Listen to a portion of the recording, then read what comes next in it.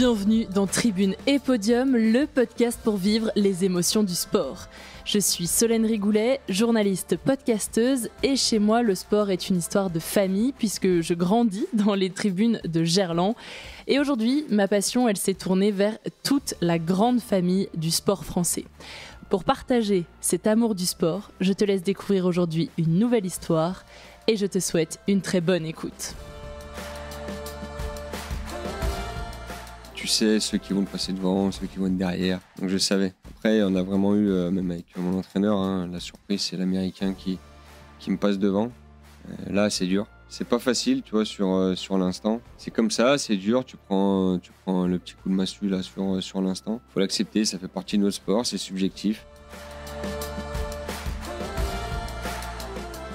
Quand j'étais en école de journalisme, j'ai eu pour exercice de passer une semaine en immersion quelque part. L'idée est d'être au contact des mêmes personnes pendant cette période, de faire des interviews, de comprendre le fonctionnement et d'en faire des reportages. Pour moi, c'était il y a 10 ans, et 10 ans plus tard, je suis de retour sur le lieu de mon immersion. Certaines choses ont changé, ma passion du sport, elle, n'a fait que grandir. Et surtout, l'athlète qui est avec moi aujourd'hui, il était déjà ici, dans cette salle, il y a 10 ans. Nous sommes au Pôle France de gymnastique à Lyon, et à l'époque, il s'entraîne pour les Jeux de Rio. Aujourd'hui, il coach la jeune génération de gymnastes. Je suis très heureuse d'être avec Cyril Thomason dans Tribune et Podium. Bonjour Cyril. Bonjour Solène.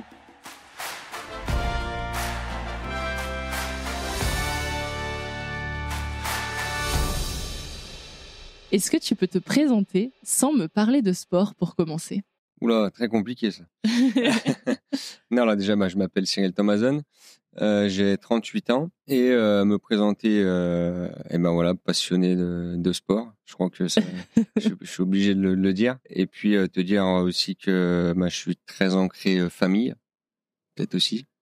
C'est important pour moi, qui m'a aidé donc pendant toute ma carrière et qui continue à faire mon bonheur aujourd'hui. Te dire quoi, plutôt quelqu'un, on va dire, d'introverti, quelqu'un qui aime bien la discrétion. Et du coup, on va te souhaiter ça discret aujourd'hui. Ouais. Maintenant que tu t'es présenté un petit peu, est-ce que tu peux, en une phrase, me parler de ton sport ?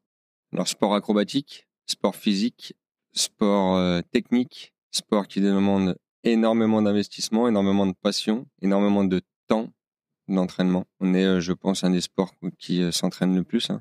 On est entre 25 et 30 heures par semaine, à commencer de la 6e.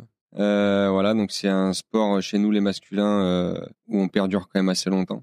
On commence à 11-12 ans le haut niveau et puis on la termine comme moi à 37. Donc voilà, on va dire c'est un vrai sport passion et sport de l'ombre. Et sport de l'ombre que l'on voit à la télé qu'une fois tous les 4 ans. Voilà.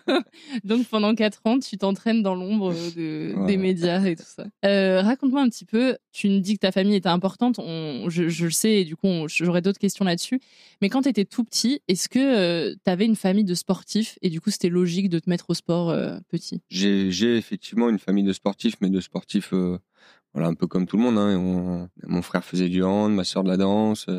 Donc j'avais mon grand-père qui faisait un peu de gym, dans le très haut niveau. Moi, je me mets à la gym parce qu'à l'école, on faisait de la gym. Et la maîtresse, elle a trouvé que j'étais doué pour faire de la gym à l'école. Elle a dû. Voilà. Donc elle en a parlé à mes parents. Et puis c'est vrai que mes parents, ils me voyaient souvent à la maison faire des grands écarts, des saltos, marcher sur les mains, tout ça. Sauter sur le lit. Voilà. Et puis j'avais aussi ma marraine, donc justement, qui était là et qui me voyait faire tout ça et qui disait à mes parents, mais faut le mettre à la gym, faut le mettre à la gym. Et du coup, c'est parti comme ça, la maîtresse, la marraine, et puis ils m'ont mis donc au club de Chassieux. Mais ça te plaisait ou c'était juste parce que tu avais une appétence pour ce sport ? Ah non, c'était vraiment un sport passion. C'est comme je te dis, je rentrais chez moi, je faisais de la gym. C'était vraiment quelque chose qui m'animait.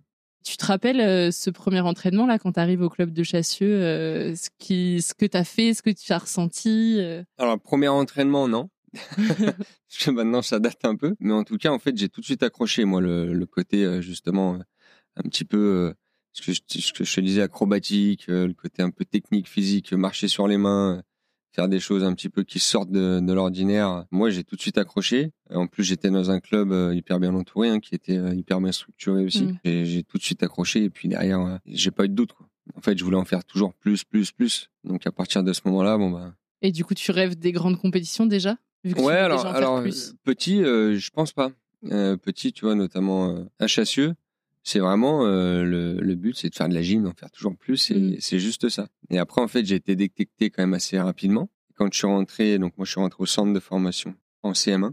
Donc on faisait à peu près 18 heures par semaine, CM1, CM2. Donc c'était le pré-pôle en fait.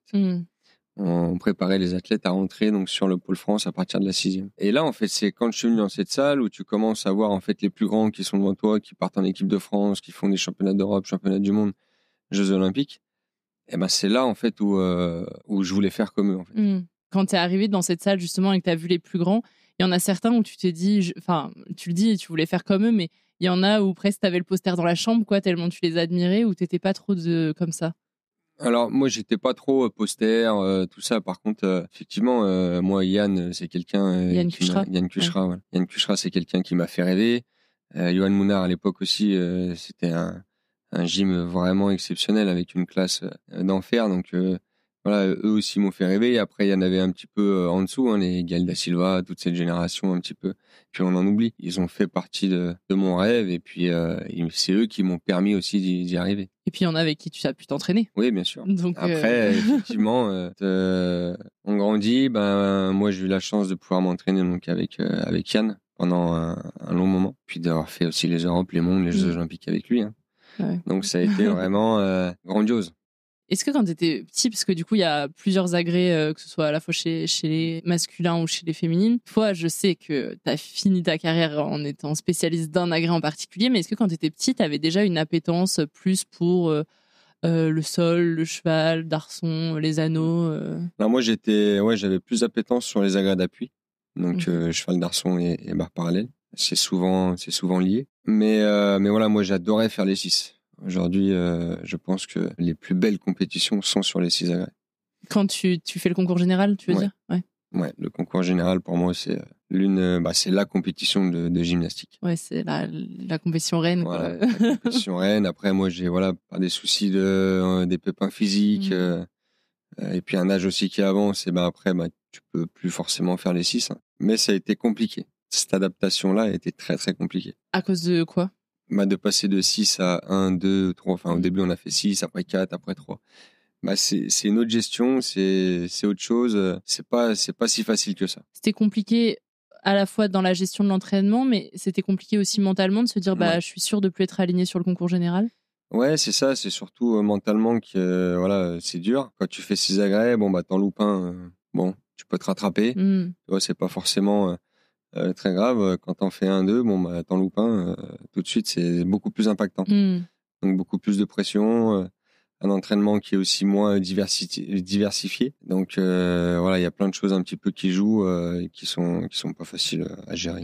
Le switch tu passes de pratiquer tous les agrès à juste quelques-uns, il se fait quand? Il se fait en 2015. Moi, je fais donc mon concours général en 2014 à Nanning. Derrière, je fais 4 agrès. Et après, donc sur là où j'ai vraiment basculé sur un agrès, c'est à partir de 2019. Ouais, donc bien après Rio. Bien après. Ouais. Encore une question avant qu'on passe sur Rio. Toi, tu as fait toute ta carrière ici au pôle à Lyon. T'as jamais eu envie de bouger sur un autre site d'entraînement de l'INSEP, du pôle France? Il y en a ailleurs, quoi. Donc, Non, comme je t'ai dit en préambule, la famille pour moi est très important. J'ai eu des sollicitations, voire même des obligations à un moment donné de monter sur l'INSEP que j'ai refusé parce que de 1, je voulais rester donc avec ma famille. De 2, sur Lyon, j'avais un objet de travail qui était top. J'avais un entraîneur qui était juste exceptionnel. En fait, j'avais tout pour réussir ici à Lyon. Donc pourquoi me mettre dans un endroit où ça peut me perturber et puis me mettre peut-être en difficulté alors que je me sens bien là à Lyon.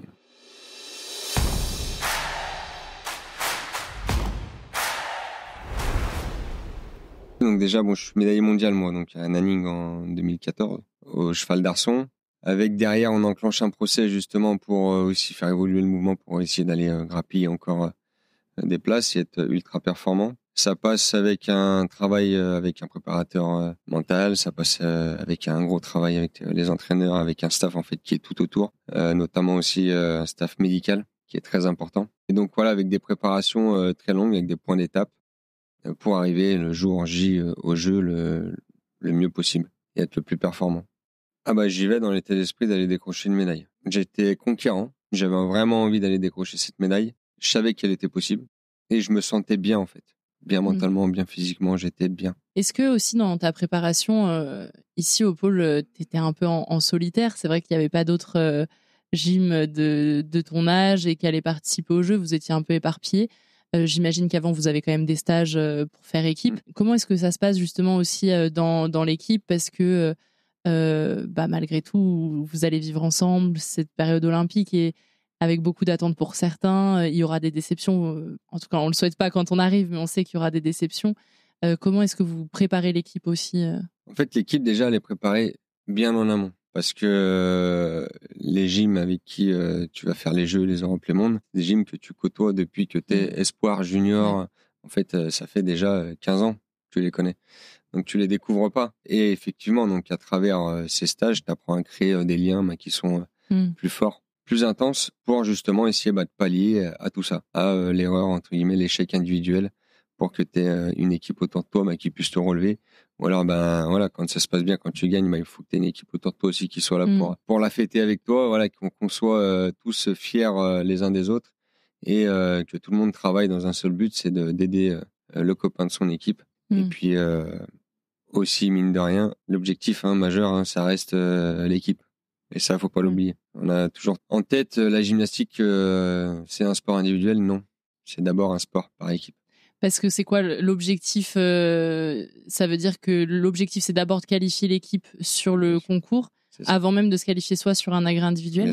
Bien sûr. En fait, l'objectif, c'est de qualifier l'équipe sur les grandes compétitions, notamment les Jeux Olympiques. Parce que déjà, si tu te qualifies tout seul, ça va être beaucoup plus dur. Il y aura peut-être que toi qui seras qualifié. Donc, effectivement, le moment va peut-être être moins magique. Deuxièmement, ça crée ta force, en fait. Et même au niveau du jugement, on s'en rend pas compte, mais quand tu arrives et que tu as une équipe de France forte, tu sais que ta note, toi, en individuel, elle va être plus haute que quand tu n'as pas d'équipe. Ah oui, ok. C'est un peu inconscient. Oui, c'est de l'inconscient. La gymnastique, c'est subjectif. Oui. Mais voilà, tu sais, tu as toujours le petit truc. Ah putain, cette équipe, elle est forte. Ouais, donc ça impressionne aussi un peu les adversaires. Voilà. Donc, tu auras toujours le petit dixième en plus qui, des fois, peut te faire la différence. Ouais. À Rio, vous arrivez avec une équipe de France qui est forte. Il y a qui dans l'équipe?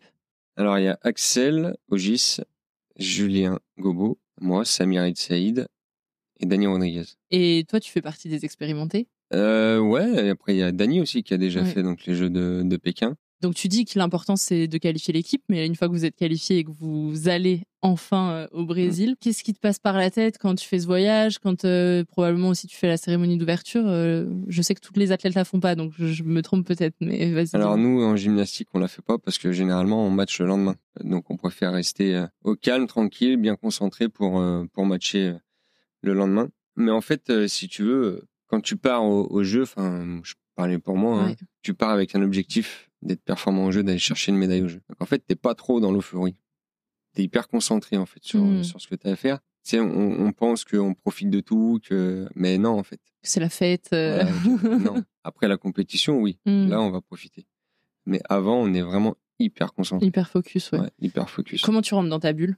À travers l'entraînement. Franchement, tu arrives, tu t'entraînes, tu vas à la salle, tu sais pourquoi tu es là. Puis tu as les entraîneurs, tu as quand même un staff aussi qui est là aussi pour tenir son équipe. Donc c'est tout ça qui te rend focus. Après, c'est grandiose, tu vois, le Club France, tout ça. Mais tu vois, ça reste extrêmement temporaire et exceptionnel parce que aussi, c'est des choses qui peuvent peut-être te sortir de ta compétition. Ouais, de ta concentration. Toi, tu dis que tu y vas avec un objectif de podium. Tu as une envie de métal ou juste la boîte, ce sera largement suffisant? Juste la boîte. En fait, c'est la seule médaille qui me manque. Donc, je suis médaille européen, mondial, et il me manquait donc la médaille au jeu. Peu importe le métal, voilà, je voulais être sur le podium.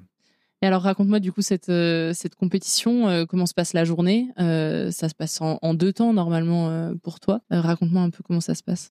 Nous, c'est sur 2 jours. On a la qualif. Donc la qualif qui se fait sur le concours équipe. C'est pour ça qu'on parle souvent, que je dis que la gym est un sport d'équipe. Parce qu'en fait, tout se joue sur le concours équipe. Tes finales individuelles, elles sont sur le concours équipe. Tu vois, les qualifs sont peut-être plus stressantes que les finales. Ouais, parce que si tu te qualifies pas en finale, alors qu'en finale, après, vous êtes 8, donc tout est possible, quoi. Voilà. Mais bon, après, on est habitué. On est habitué, on a fait les Europes, les mondes, les finales, tout ça. Donc voilà, donc on gère notre stress. Et donc, je fais des super qualifs. Je finis 2e, si mes souvenirs sont bons. Ton objectif, c'est de qualifier l'équipe sur le concours général et de te qualifier sur le cheval d'arçon. Ouais. T'as d'autres envies, d'autres agrès ou ça, c'est déjà suffisant? Ah non, ça c'est suffisant. Ok. Si on arrive à qualifier l'équipe de France à la finale par équipe, que moi je me qualifie en indiv. Après, chacun a ses objectifs Oui, individuels. bien sûr. Ouais. Mais voilà, d'un point de vue perso, oui, ça me suffisait. Très bonne qualif. Je fais un très bon passage. Je t'ai dit, je termine deuxième de la qualif. Puis je me sentais bien, quoi, serein, heureux d'être là, épanoui, et puis voilà, conquérant en fait. Je me dis, allez, on y va. Donc toi, tu te qualifies sur le cheval d'arçon. Ouais. Vous qualifiez l'équipe aussi au concours général? Non, on fait pas la finale équipe. Mais bon. C'est un coup de massue où tu te reconcentres assez vite? En tout cas, on savait que ça allait être très compliqué de rentrer dans les 8. On le savait dès le départ. Ça aurait été la cerise sur le gâteau, on va dire. On se reconcentre, on est concentré sur ce qu'on a à faire pour la suite. Peu importe, même si on n'était pas en finale, voilà, que tout le monde ait bien travaillé, ça nous aurait suffi aussi. Donc voilà, mais après, effectivement, il faut basculer. Alors pareil, tu vois, on parlait justement de rebondir. Et ben, tac, il y a les qualifs, le lendemain, tac, tu retournes à l'entraînement. Tu retournes à l'entraînement. Puis ça, c'est l'entraîneur aussi qui est là derrière toi. Tu te c'est là pour faire ta planif un petit peu. Et puis voilà, ce qui me permet, moi, de rester vraiment dedans et puis de me rassurer aussi. Qu'est-ce que tu avais besoin d'entendre quand tu avais besoin de motivation? Enfin, tu n'avais peut-être pas besoin de motivation là pour la finale olympique, mais de soutien, d'encouragement. Qu'est-ce que tu avais besoin qu'on te dise? Rien. Ah, ok, le silence. Ouais. Non, en fait, j'ai jamais eu besoin forcément d'encouragement, de motivation. C'était moi mon motivateur. Hein. Je sais pourquoi j'y allais. Donc voilà, comme je t'ai dit, j'étais plutôt quelqu'un d'assez discret, ouais. Tu vois. Donc ça correspond aussi avec mon profil. Hein. Donc voilà, et puis j'avais juste besoin en fait du soutien de mon entraîneur, mais qui était un soutien au quotidien dans la salle. C'était pas forcément des mots en fait, plus à travers des actes, voilà, des regards, des petites choses. Qui passent peut-être inaperçues, mais que moi... Toi, ça te faisait du bien. Voilà, ça me faisait du bien. Et alors, cette finale, ce jour-là, est-ce que déjà tu arrives à dormir la veille? C'est pas forcément la meilleure nuit. Hein.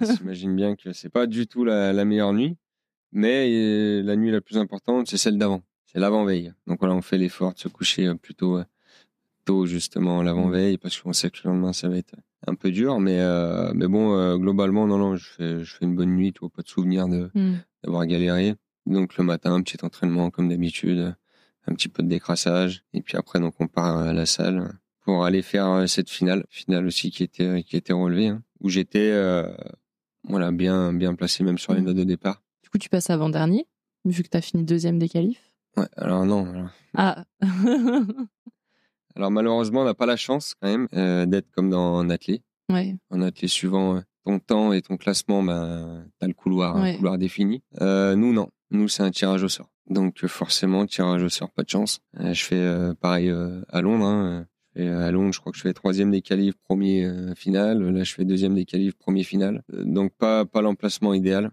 C'est très compliqué à ouvrir, sachant que on touchait pas la grès. Hein. Donc t'arrives dans une salle, bim, faut se mettre tout de suite dedans. Ouais. T'arrives, tu te présentes 30 secondes, tu mets de la manie, tu lèves le bras, tu vois. Puis c'est toi qui ouvres le bal, quoi. Donc vraiment pas une position confortable.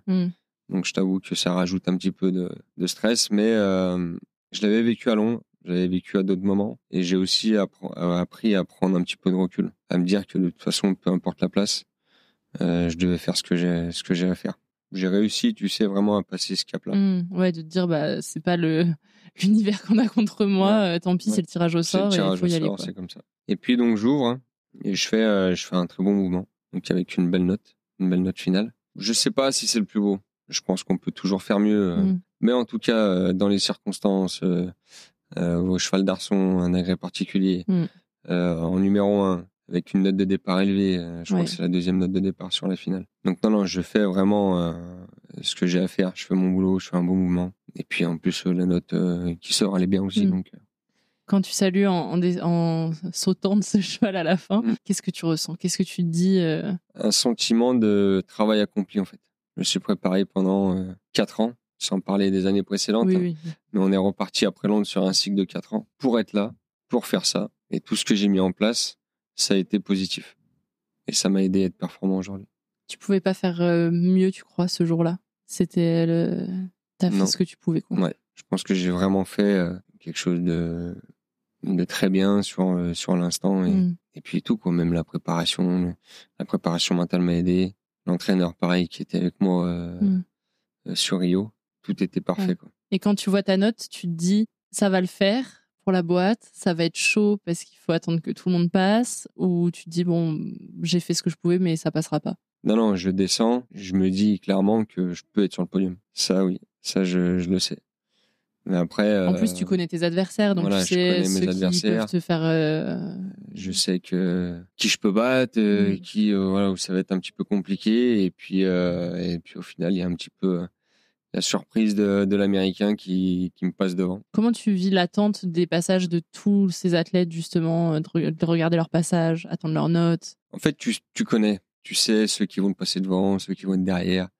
Donc je savais. Après, on a vraiment eu, même avec mon entraîneur, hein, la surprise, c'est l'Américain qui me passe devant. Là, c'est dur. Je t'avoue que c'est dur. Hein. C'est pas facile, tu vois, sur l'instant. Parce qu'en plus, c'est quelqu'un que j'avais battu avant. Enfin bon, je partais sur un dixième de plus que lui sur un des deux départs.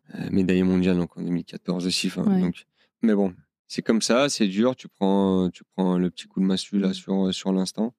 Mais comme j'ai cette faculté aussi à rebondir et puis voilà, vite passer à autre chose. Hein. C'est comme ça. Et puis bon, faut l'accepter, ça fait partie de notre sport, c'est subjectif. Le tirage au sort du jury fait partie de notre sport. En fonction du tirage au sort, tu sais que ceux qui vont avoir le petit dixième en plus, le petit dixième en moins, c'est malheureusement c'est comme ça. Donc il faut l'accepter. Je fais 4. Peut-être qu'un autre jour avec un jury différent, avec j'aurais fait 3 tirage au sort, ou 2. peut-être. Voilà, donc en fait, tous ces paramètres-là, de toute façon, j'y peux rien en fait. Quand tu sais que c'est fini, que c'est 4e place et que de toute façon tu peux rien y faire, c'est fait. Tu relâches, tu pleures. Enfin, comment tu vis ça aussi avec ton entraîneur? Parce que c'est, comme tu dis, c'est un cycle de 4 ans où tu as travaillé sans relâche pour le podium et là, il s'échappe à rien, quoi. Mais c'est la gymnastique. Hein. C'est la gym. C'est dur aussi, tu vois. Je pense plus à mon entraîneur à cet instant. C'est que moi, effectivement, c'est pas évident, mais pour mon entraîneur, c'était encore, je pense, 3 fois plus dur. Pourquoi? Parce que lui, il a loupé la médaille avec Yann à l'époque. On va pas refaire toute l'histoire. Ouais. Et puis là encore, encore une fois. Encore une fois. Donc, et c'est justement la médaille qui lui manque. Donc voilà, ça me tenait aussi à cœur quand même de la ramener pour lui, de lui apporter ça. Et puis bon, voilà, ça a pas marché. Mais bon, donc voilà, tu sais, je me fais plus de soucis un petit peu pour les autres que pour moi. C'est aussi un trait de ma personnalité. Est-ce que tu as eu peur de la réaction de tes proches? Non, zéro peur. Je sais que eux vont être beaucoup plus déçus que moi parce que ils sont peut-être un peu moins connaisseurs, voilà, du milieu de la gym, de comment ça se passe, de tout ce qu'il y a autour et tous les paramètres en fait l'athlète ne peut pas gérer aussi. Donc je sais qu'ils vont être pas déçus, c'est pas le bon mot, mais ils vont pas comprendre. Ouais. Voilà. Mais voilà, à moi de leur expliquer et puis leur faire comprendre qu'en fait le plus important pour moi c'était d'arriver, de faire mon passage, de faire un bon passage, de pas avoir de regrets et de repartir en étant heureux. Donc c'est un mélange d'émotions assez ambivalent entre la fierté d'avoir réussi ton passage, d'avoir fait ce que tu pouvais, d'avoir réussi à faire tout ce pourquoi tu as bossé, et en même temps d'avoir cette médaille en chocolat, quoi. Ouais, c'est plein d'émotions.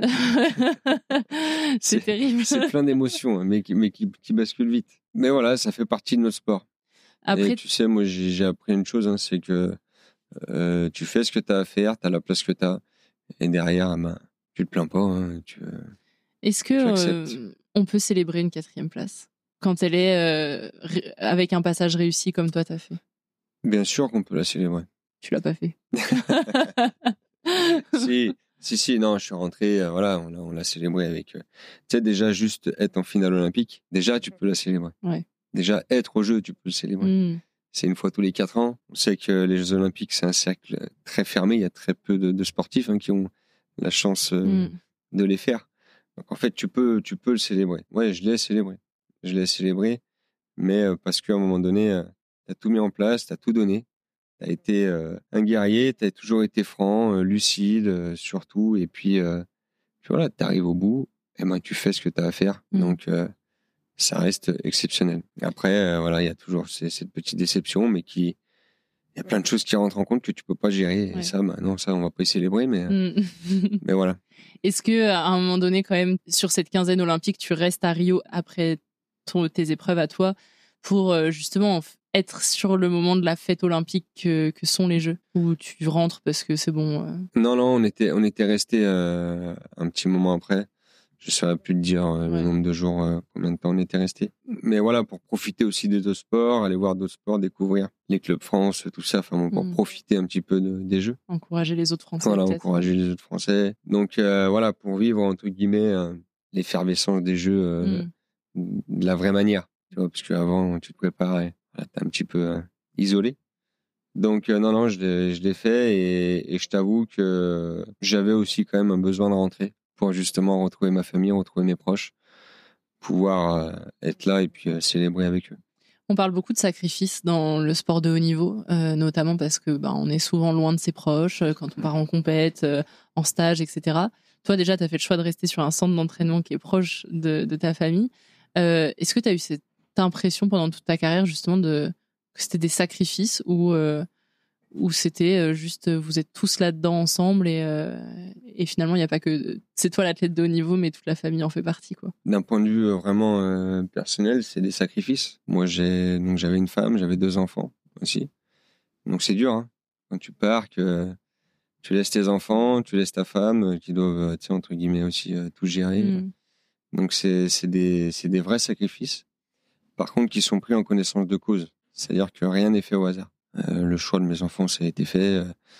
Ça a été discuté avec ma femme. Tout était carré, tout était clair pour que justement ça se passe du mieux possible. Et voilà, c'est ce que j'ai réussi à faire durant toute ma carrière. Tu n'avais pas envie qu'ils viennent à Rio? Si, j'avais envie, mais moi, tu sais, s'ils venaient pas me voir, ça me gênait pas. Ouais.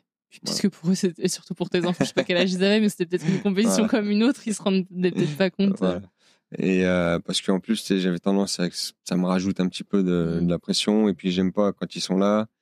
Et je sais que je vais devoir forcément aussi un petit peu m'en occuper, aller les voir. Enfin, donc voilà, je préfère être hyper concentré, me mettre dans ma bulle, et puis chaque chose en son temps. Mais je sais que quand je vais les retrouver, voilà, je serai avec eux et puis on partagera vraiment ces moments-là ensemble. Et du coup, après le choix de repartir pour un cycle de 4 ans de nouveau, c'est un choix c'est une réflexion que tu as évidemment avec toi-même, mais c'est un choix que tu fais aussi en famille.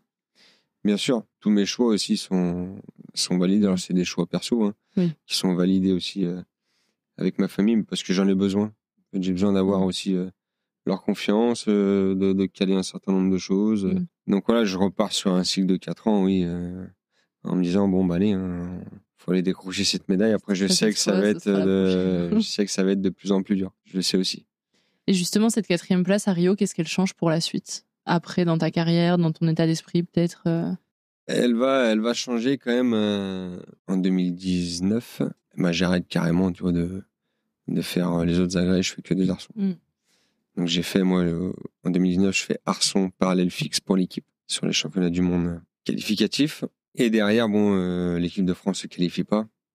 Donc ça, par contre, c'est un réel échec. Ça, c'est très dur. Ça, pour moi, c'est le plus dur à vivre. Et malgré tout, j'ai la chance de mon côté de me qualifier pour les Jeux, donc aux arçons. Et puis après arrive le Covid, donc vraiment catastrophique. Là, tu remets en question de te dire, en fait, j'irai pas à Tokyo. Tant pis. On sait pas quand ce sera. On sait pas. Pour l'instant, le monde entier est à l'arrêt. On sait pas ce qui va arriver. En fait, c'est pas tellement. Je remets pas en doute de vouloir aller à Tokyo. C'est comment je vais y aller en fait. Parce que la préparation, c'est ingérable. Tout devient très compliqué. Je fais pas de compétition. On est arrivé au jeu, on avait fait 1 ou 2 compétitions avant. Enfin, on sait que ça va être très très dur. Puis les arçons, tu sais, c'est un agrès un peu spécifique. On peut le comparer un peu à la poutre chez les filles, où tu sais que il faut être hyper prêt, quoi. Ouais. Et ça passe beaucoup par les compétitions. Et là, on n'en avait pas. Donc ouais, là, ça a été dur. Et puis des jeux, en plus, t'arrives là-bas, des jeux hyper drastiques. Ouais, c'était lunaire pour toi qui avais connu Londres et Rio avant. Tous les matins testés, machin. Enfin, ça a été quand même pas évident, toujours parqué, toujours enfermé. On est loin du rêve olympique, quoi. Ouais, on est loin de tout ça. Enfin, c'était très très dur. Et là, pour le coup, on est vraiment loin du résultat escompté, quoi. Ouais. Qu'est-ce qui se passe? On est vraiment loin, mais parce que en vrai, c'est un manque de préparation. En fait. Ouais, mais tu vois, on pourrait se dire les autres aussi, ils ont manqué de préparation. Ouais, ça dépend. Ça dépend les nations, ça dépend les pays, ça dépend ce qui a été mis en place. Donc après, il faut tout regarder. Mais il y avait plein de choses peut-être à mettre en place, même sans compétition majeure, on va dire. Mais bon, après, comme tu dis, il faut pas tout remettre non plus là-dessus. Voilà, c'était comme ça.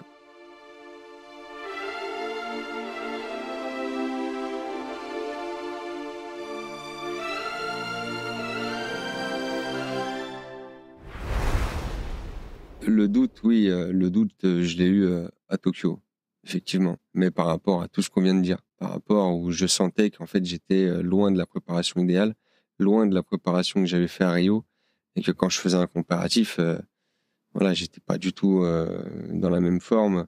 Un âge aussi qui avance, des blessures, donc voilà, donc là oui, là j'ai eu du doute. Ouais. Et t'as hésité à t'aligner sur cette compétition? Non, parce que j'étais qualifié. Donc il fallait assumer quand même cette qualification. Bien sûr. Ouais. Il faut assumer et puis tu vas quand même faire les jeux. C'est-à-dire que j'avais un objectif qui était très élevé, très haut, aller décrocher cette médaille. Mais il faut pas oublier que il y en a plein qui vont au jeu et qui n'ont pas d'objectif comme ça. Ils y vont juste pour participer. Et ça reste la plus belle compétition entre guillemets, du sport amateur. Donc, j'ai pas eu de doute d'y aller. Par contre, j'ai eu le doute sur comment allait se passer la compétition. Ça, oui. Est-ce que quand le doute arrive, c'est déjà un peu trop tard? On se dit, quand il y a le doute, c'est que ça va pas le faire. Oui. T'avais jamais douté avant? Si, il y a déjà eu, mais là, les jeux, ça a été vraiment marquant. En fait, si tu veux, tu peux douter sur des compétitions qui vont te servir aussi de préparation. Mais elles sont faites aussi pour ça. Ouais. Là, douter aux Jeux Olympiques, c'est un peu trop tard.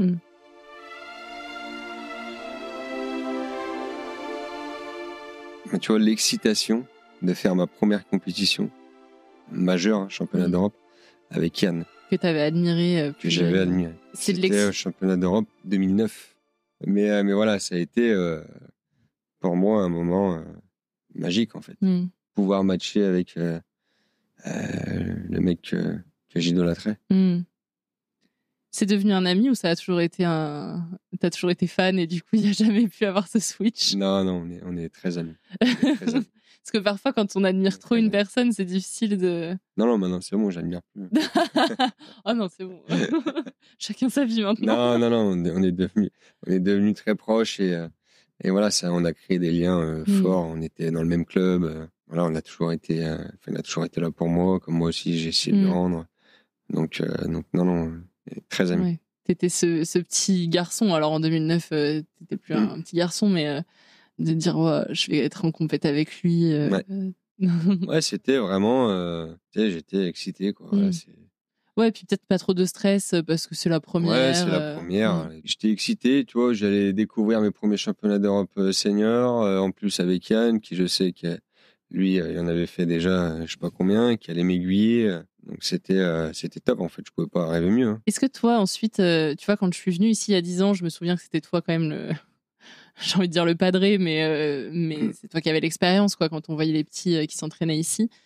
Est-ce que tu te disais, maintenant, c'est à moi aussi de rendre l'appareil de ce qu'on m'a donné quand je suis arrivée ici et que j'admirais les grands. Maintenant, c'est moi qu'on admire et il faut aussi que je les aide à se faire leur trou, à se faire leur place.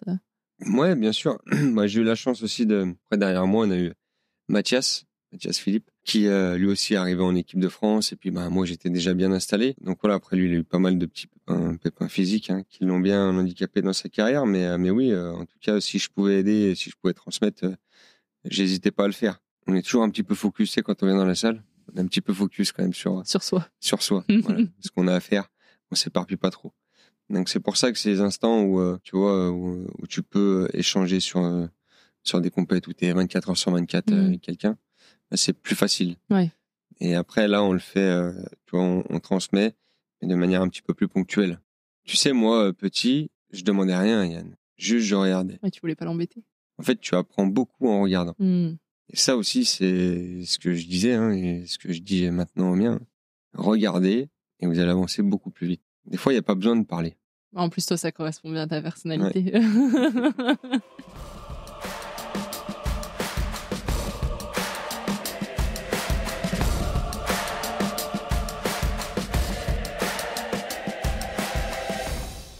Donc, on l'a dit, Tokyo se passe pas comme prévu. Derrière, tu te dis quand même que tu rempiles pour Paris parce que c'est Paris, c'est à la maison, mais tu sens de la fatigue, peut-être aussi l'âge, les blessures. Ouais, je rempile effectivement parce que c'est Paris à la maison, parce qu'il y a un contexte aussi d'équipe de France qui me permet aussi de rester, enfin en tout cas d'aller tenter ma chance. Mais je sais que j'ai un corps qui est hyper vieillissant, j'ai un gros doute à ce qu'il tienne. Hein. D'ailleurs, ça va pas louper. En 2022, je me fais opérer de l'épaule. Et effectivement, derrière cette opération, ça a été dur à revenir. Même aujourd'hui, j'en ai encore des séquelles. Hein. Donc voilà, ça a été dur. L'équipe de France pas qualifiée, avec un système de qualif qui est ultra compliqué. Donc ouais, pas facile. T'annonces la fin de ta carrière. Ouais. Alors que tu décroches ton 10e titre de champion de France. C'est un peu... On se dit, ok, il est quand même encore au top niveau, c'est le meilleur français, mais finalement, il arrête. Ouais, mais parce que un titre de champion de France, c'est pas ça qui me motive, en fait. Ce qui me motive, c'est plus des médailles à l'Inter, d'être performant à l'Inter. Donc c'est pour ça. Et puis après, voilà, j'avais 37 ans, des douleurs de partout. Bon, il fallait que je passe à autre chose. Et j'en avais besoin. Dans ma tête, tout était prêt, tout était calé, zéro regret, tout était préparé pour la suite. Voilà, j'ai arrêté vraiment d'une façon hyper sereine. Et justement, tellement serein que tu quittes pas la gym finalement. Qu'est-ce que tu fais? Qu'est-ce qui te décide à rester dans la gym? Eh ben, j'y reste, tu vois, parce qu'on parlait de transmission, pour essayer justement de transmettre tout ce que j'ai pu vivre. Donc là, tu coaches, t'as une tranche d'âge précise? Ouais, alors là, ils ont 13-14 ans. Donc c'est les 2011 et 2012. Et l'année prochaine, donc on aura 2013, 2014, 2015. Ouais. Tu auras toujours la même tranche d'âge de toute façon. Voilà. Ouais. Comment se passe justement cette transition de je viens ici pour être coaché en vue de mes objectifs sportifs à je viens ici pour entraîner des jeunes en vue de leurs objectifs sportifs? Écoute, franchement, la bascule, elle s'est faite hyper facilement. Déjà, l'équipe technique, le staff, la salle. En fait, je connais tout par cœur. Ouais. Donc déjà ça, t'arrives, ça t'enlève déjà un gros poids. Et puis, je suis quelqu'un d'assez structuré, on va dire, avec j'avais déjà préparé mes séances, tout était clair, tout était calé, validé, tu vois, par aussi les entraîneurs qui étaient là, parce que j'ai besoin d'eux aussi. Hein, on a beaucoup à apprendre. Je considère que c'est pas parce que tu as été un bon gym que tu vas être un bon entraîneur. Ouais. Donc c'est il faut se remettre en question, il faut travailler, et c'est ce que je fais. Voilà, j'échange beaucoup avec les collègues pour essayer de m'améliorer encore et encore. Tu passes un diplôme, du coup? J'ai passé les diplômes, je les avais déjà passés avant. Moi. Ah oui, donc tu avais déjà bien préparé le coup. Tout était prêt. Tu savais. Voilà. Et en fait, ils m'attendaient. Ouais. C'est marrant parce que parfois, les athlètes de haut niveau, quand ils arrêtent et qu'ils décident de prendre leur carrière, il y a cette envie de plus avoir mal, tu vois, de plus se lever avec des courbatures, de plus partir régulièrement en stage, en compète, etc. Toi, finalement, tu gardes le même rythme. Alors, t'as peut-être plus les courbatures le matin, ouais, mais... c'est différent. J'ai plus de courbatures. Effectivement, tu vois, je suis sur une tranche d'âge où, justement, j'avais déjà pour te former, je trouve que c'est le mieux, prendre des petits. Donc, il faut le faire. Et puis, c'est une tranche où, en fait, tu pars pas beaucoup. Et c'est ce que je veux. Donc, moi, je fais ce que j'ai à faire là dans la salle, les 2-3 petits stages par an. Puis après, s'il y en a plus, on verra peut-être plus tard, mais pour l'instant, ce qui est sûr, c'est que j'ai pas envie. Parce que là, du coup, la tranche d'âge dont tu t'occupes, c'est des jeunes qui sont encore rattachés à leur club d'origine, pour certains. Donc, quand il y a les compètes, tu te déplaces pas forcément sur les compètes. Si, alors tout ce qui est championnat de France, oui. Ouais. Championnat de France, c'est nous qui les suivons. Et puis, stages nationaux. Quelles émotions tu ressens en tant qu'entraîneur en étant passé de l'autre côté de la barrière quand tu les vois sur les différents agrès en compète ou même réussir des mouvements qu'ils n'arrivaient pas avant C'est un sentiment où tu te dis, ouais, ça y est, l'athlète, il passe des caps. Il arrive de nouvelles choses. Après, j'ai le côté un peu hyper rigoureux, hyper travailleur, que j'essaye vraiment de leur inculquer. Parce que je pense que c'est vraiment la base de la gymnastique. Hein. avoir une grosse capacité de travail. Tu les entraînes et puis tu vois un petit peu les évolutions, donc t'es content. Après, c'est eux qui ont le mérite. Hein. L'entraîneur, en soi, il est là, il les aiguille, il fait leur programme, il essaie de... Mais bon, c'est eux qui charbonnent dans la salle. Hein. Tu vas encore de temps en temps sur les agrès ? Ah non. Ça te manque ? Non, ça me manque pas, c'est ce que je disais, ça me manque pas, j'en ressens pas le besoin encore. On verra peut-être plus tard, tu vois. Ouais. Mais je pense que j'ai arrêté au bout, voilà, avec des pépins physiques qui me donnent pas envie forcément de remonter sur un agrès. Aujourd'hui, j'ai vraiment basculé. Okay. C'est-à-dire que ce que j'ai fait pendant 30 ans de ma vie, aujourd'hui, je pourrais pas le faire. J'ai plus la tête, j'ai plus l'envie, j'ai plus... Donc voilà, j'ai passé un cap. Après, on verra, tu vois, peut-être effectivement ce qui manque, c'est l'envie, tu vois, de compétition, d'aller chercher des médailles. Mais bon, pas tant que ça, parce que je t'ai dit, je suis arrivé. Ouais, t'es allé au bout. Et malgré tout, t'as gardé ton amour pour la gym, parce que sinon, t'aurais pas passé tes diplômes. Ouais. Mais je suis un amoureux de la gym. Je suis vraiment un amoureux, hein, et c'est pour ça que j'ai arrêté à 37 ans, hein, de toute façon. Sinon, j'aurais arrêté bien avant. Qu'est-ce que tu as découvert en devenant entraîneur que tu n'imaginais pas sur ce travail-là qui est différent de celui d'athlète ? La gestion un petit peu très individuelle. C'est-à-dire que chaque athlète est complètement différent, en fait. Avec les personnalités et tout. Ouais. Donc ça, c'est quand même... c'est pas évident à gérer. Voilà. Ouais, tu gères un collectif, mais des humains dans ce collectif, quoi. Ouais, c'est pas évident. Si tu pouvais changer de vie avec un autre athlète, quel que soit son sport, sa pratique, le temps d'une journée, tu choisirais qui et pourquoi ? Comme ça, tu vois, je t'aurais dit Teddy Riner. C'est un des plus grands athlètes français. Et tu sais, d'avoir cette sensation de dominer le monde tous les jours, comme ça. Qu'il n'y en a pas un qui t'arrive à la cheville, et puis que tous ceux qui arrivent, tu les retournes comme des crêpes. Enfin, ça doit être quelque chose. On vient pas te chercher des noises, c'est clair. Mais tu l'as déjà rencontré sur des Olympiques. J'ai déjà rencontré. J'ai déjà échangé avec lui, voilà. Mais en tout cas, juste être à sa place, tu sais. Mais c'est sûr qu'entre vos deux carrures, il y a quand même un fossé, quoi. Ouais, mais c'est plus, tu sais, même l'aspect psychologique, tout ça, c'est plus ce côté-là. Et dernière question, à quel athlète est-ce que tu aimerais passer le relais pour faire le même exercice que toi ici dans Tribune et Podium ? Ce qui peut être intéressant, c'est Léo Saladino qui vient de faire quand même vice-champion d'Europe au concours général, qui, moi, tu vois, vante le concours général. Ça peut être intéressant. Ouais. Eh ben, il n'est pas encore passé. Écoute, un immense merci de t'être livré. Hein. Je sais que c'est un exercice qui n'est pas facile pour toi, donc merci beaucoup d'avoir pris ce temps avec moi. Et puis, je te souhaite d'avoir des médailles aussi en tant qu'entraîneur avec les jeunes. Ce sera peut-être pas tout de suite les médailles olympiques pour tes jeunes, mais dans quelques temps. Super, merci beaucoup.